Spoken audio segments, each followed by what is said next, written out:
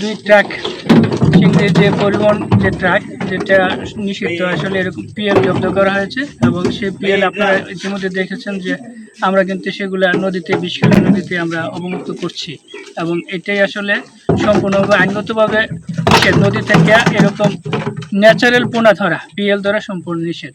তো সেটা আমরা গোয়েন্দা বাহিনীর সহায়তায় সেটা আমরা আজকে আটক করেছি এবং সেগুলো নদীতে মুক্ত করা হচ্ছে। আর পাশাপাশি আমি বলতে চাই আমাদের বরগুনা জেলায় যে পাথরঘাটা আছে ওই কাকসিরাতে আমাদের 2টা হ্যাচারি আছে চিংড়ি হ্যাচারি যেটা সরকারি অনুমোদন প্রাপ্ত। এছাড়া এর বাইরে যদি কেউ পিএল পরিবহন করে আমাদের কোনো প্রত্যয়ন ছাড়া সেটা অবশ্যই নদী। আজকে আমরা যেগুলো আটক করা হয়েছে আসলে এদের কারোরই কোনো প্রত্যয়ন নাই যে কোনো হ্যাচারি থেকে উৎপাদন করা হয়েছে এবং তার কোনো লাইসেন্সও আমরা পাইনি। সেক্ষেত্রে আমরা ধরে নিয়েছি এটা অবশ্যই নদী থেকে ধরা হয়েছে এবং অবৈধভাবে ধরা হয়েছে।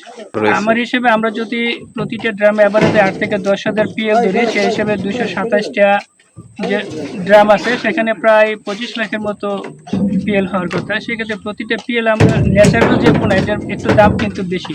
সেক্ষেত্রে প্রতিটার দাম যদি আমরা 3 থেকে 5 টাকা করে ধরি প্রায় 75 থেকে 80 লাখ টাকার মতো এখানে পিএল আছে। একটা চিংড়ি পিএল ধরতে গেলে প্রায় 498 প্রজাতির অন্যান্য মাছ এবং প্লাঙ্কটন জু প্লাঙ্কটন অন্যান্য প্রজাতি মারা যায়। সেক্ষেত্রে এটা কিন্তু পরিবেশের উপর বিরূপ একটা প্রভাব রয়ে গেছে। কারণ একটা পিএল ধরতে গেলে 498 প্রজাতির জু প্লাঙ্কটন ফাইটো প্লাঙ্কটন মারা যায়, অন্যান্য প্রজাতি মাছও মারা যায়। সেক্ষেত্রে আমাদের বায়োডাইভার্সিটির উপর বিশাল একটা প্রভাব পড়তে পারে। অভিযান কিন্তু আমাদের চলমান আছে।